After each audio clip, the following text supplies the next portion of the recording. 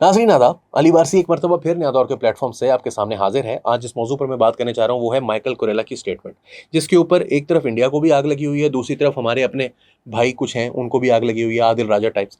वो क्या बात कर रहे हैं जी? उन्होंने सबसे पहले तो सेंटकॉम के कमांडर हैं, ये अमेरिकन सेंट्रल कमांड के कमांडर हैं, बहुत एक पावरफुल पोजीशन पर हैं, उनका आखिरी दिन चल रहे हैं। तो वो एक हेयरिंग में गए जिसमें उनसे ये सवाल किया गया कि इंडिया और पाकिस्तान के हवाले से आपकी क्या पॉलिसी है।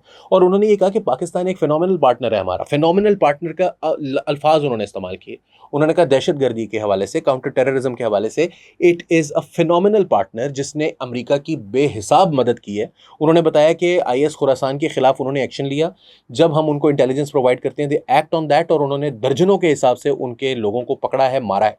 उन्होंने कहा कि शरीफुल्लाह जब गिरफ्तार हुआ तो उस वक्त पाकिस्तान ने उसको गिरफ्तार किया और पकड़ के अमेरिका के हवाले किया। आसिम मुनीर ने मुझे कांटेक्ट किया और उसने मेरे से कहा कि हमारे पास वो मौजूद है, हम आपके हवाले करने के लिए तैयार हैं, आप प्रेसिडेंट को और स्टेट डिपार्टमेंट को ये इन्फॉर्मेशन दे दें। तो आसिम मुनीर ने हमें हेल्प किया और उन्होंने कहा हमारे पाकिस्तान की मिलिट्री के साथ जो ताल्लुकात हैं वो दहाइयों पर मुहित हैं, और पाकिस्तान और इंडिया के साथ हमारे ताल्लुकात ऐसे नहीं है कि हम एक के एक्सपेंस पर दूसरे को करें। पाकिस्तान के साथ हमारे बहुत पुराने ताल्लुकात हैं, हम उनको पैसे नहीं दे रहे। और ये बहुत सारी बातें होती हैं जो सीरियस लोग होते हैं वो समझते हैं कि ऐसी कोई बात नहीं है। अगर वो चाइना से अब ले रहा है, ये एक फेज़ हो सकता है मुस्तकबिल में कहीं पर दोबारा से जो हमारे इंटरेस्ट हैं कन्वर्ज करें तो अमेरिका का दोबारा वो एलाई बन जाएगा पाकिस्तान। तो हमें क्या ज़रूरत है इंडिया के बिहाफ पर? इंडिया से उनका कोई इतनी सच्ची मोहब्बत उन्होंने नहीं दिखाई है। वो क्यों नहीं दिखाई है? दो तीन वजूहात हैं। पहली बात तो ये है कि इंडिया अब Su-57 खरीद रहा है रशिया से, और उन्होंने F-35 की जो डील है उसको छोड़ दिया है, जिसकी बड़ी वजह यह है कि F-35 उनके लिए अफोर्डेबल नहीं है। दूसरी बात यह है कि अमेरिका के साथ इंडिया ने पिछले बहुत अरसे में बहुत मर्तबा झगड़ा तो नहीं मैं कहूँगा, लेकिन उनको अपने आप को कुछ अपनी औकात से बढ़कर साबित करने की कोशिश की है, जो कि इंटरनेशनल कम्युनिटी इतना सीरियसली नहीं लेती, लाइटली नहीं लेती इन चीज़ों को। जयशंकर साहब अभी पहले भी वो कर रहे थे, लेक्चर कर रहे थे पूरी दुनिया को कि हमें ना बताएं, हम विश्व गुरु हैं, यानी पूरी दुनिया के गुरु हैं, हम समझाएंगे, we are the masters of the world. तो हम आपको बताएंगे कि डिप्लोमेसी किस तरह से होती है। यूक्रेन के मामले पर यूक्रेन का एक इशू था कि पाकिस्तान के साथ वो देते रहे कश्मीर के ऊपर, क्योंकि उनका अपना सेल्फ डिटर्मिनेशन का इशू था और रशिया से उनकी दुश्मनी थी। रशिया अमेरिका इंडिया का एलाय था, तो वो पाकिस्तान के साथ दे देते थे कश्मीर के ऊपर। आपने यूक्रेन को, अब आप ये बता रहे हैं, आज भी थिंक टैंकर्स जो यूके के अंदर जिनके साथ इंडिया ने एंगेज किया, वो ये बता रहे हैं कि इंडिया हमें ये कह रहा है कि कश्मीर में जो टेररिज्म है वो इस्लामिस्ट टेररिज्म है और उससे यूरोप को भी खतरा है। लेकिन वो ये मानने के लिए तैयार नहीं है कि जो यूक्रेन में जंग हो रही है रूस के साथ, वो यूरोप की सिक्योरिटी के लिए खतरा है। विच इज एक स्टूपिड किस्म का मैसेज जो आप पहुंचा रहे हैं उनको, कि जो हमें खतरा है वो तुम्हें खतरा है और जो तुम्हें खतरा है वो तुम्हें खतरा नहीं है, या उसके ऊपर आप खुलकर पोजीशन लेने के लिए तैयार नहीं है। तो ये जो एक बेवकूफ़ या एक पैराडॉक्स है इंडियन फॉरेन पॉलिसी का, और जो कि emanates basically from their hubris, क्योंकि जब आप एक तय कर चुके हैं मामला कि आप इस खित्ते के अंदर अमेरिका के नए इसराइल हैं, आप ग्लोबल साउथ के अगेंस्ट, तो फिर इसराइल के पास कोई फ्री विल तो नहीं होती ना, वो तो हर मामले में अमेरिका का साथ देगा, यूरोप का साथ देगा।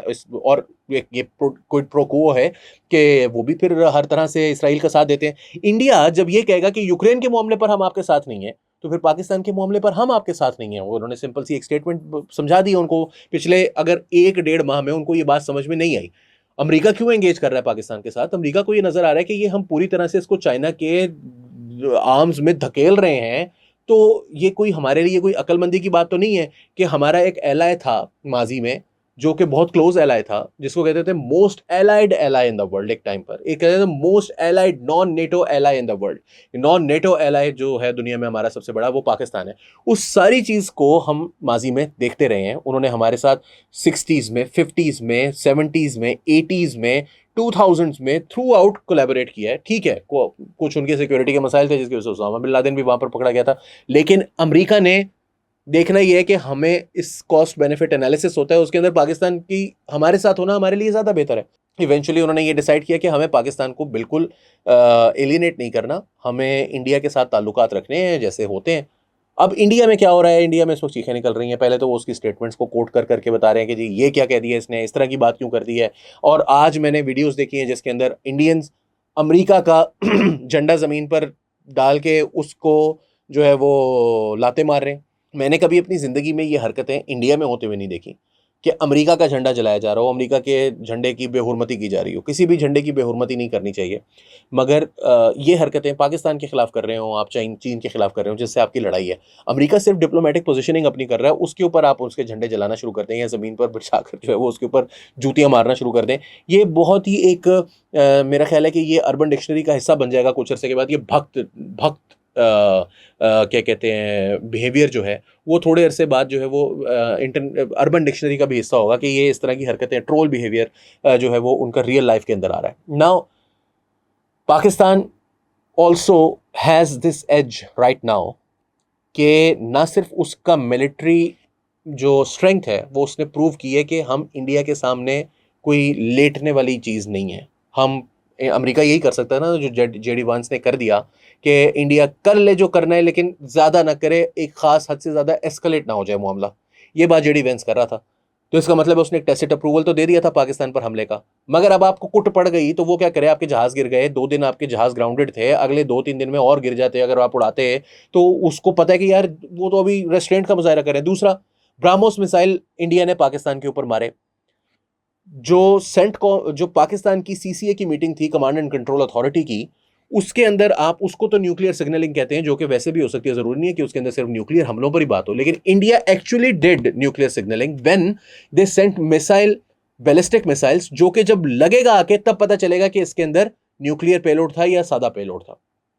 नूर खान एयरबेस पर हमला किया, जो कि पाकिस्तान की न्यूक्लियर फैसिलिटी के इंतहाई करीब हमला हुआ। Now these were actually nuclear threats that were used by the Indians, क्योंकि उनकी एयरफोर्स को बहुत बुरी तरह से बेइज्जती का सामना करना पड़ा था। And now they didn't have the guts to bring those airplanes out again. ना ही उनके पास इतनी जरूरत थी कि वो एक हॉट वॉर के अंदर जाते, तो उन्होंने मिसाइल मारा और न्यूक्लियर सिग्नलिंग की। तो ये दुनिया को नजर आ रहा है कि न्यूक्लियर सिग्नलिंग कौन कर रहा था, कौन सा मुल्क था जो रेकलेसली बिहेव कर रहा था इस वक्त खित्ते के अंदर। और ये सारा कुछ देखते हुए अमेरिका अगर ये फैसला कर रहा है, तो आदिल राजा को चीखें जो निकल रही हैं वो उसकी वजह ये है कि अमेरिका के साथ जो उम्मीदें लगाई बैठी थी, 25-25 हज़ार डॉलर जो लोगों को दे रहे थे, और जिसमें उसके अंदर जो है वो smear campaign against Hussain Haqqani, और जो शख्स आ रहा है जिसके मुंह में जो बकवास आ रही है वो बोलता चला जा रहा है 25,000 डॉलर। यार वो उन्होंने ज़्यादा पैसे दे दिए हैं, they've outbid you, outbribed you. 3 lakh तो कुछ 35 लाख डॉलर जो है वो पाकिस्तान ने दिया है, 3.5 मिलियन डॉलर जो पाकिस्तान की गवर्नमेंट ने स्टेट फंड से खर्च किया है।